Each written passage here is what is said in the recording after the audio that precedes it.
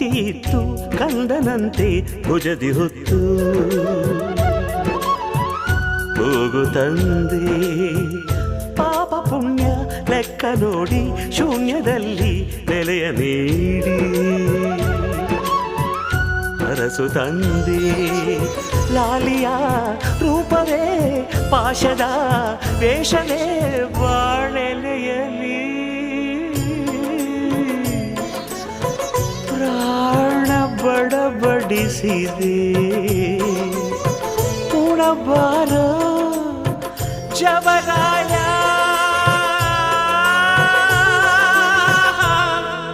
Ishwara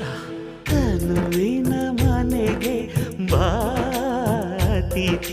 ಬಾತಿಥಿ ಬಾತಿಥಿ ತನುವಿನ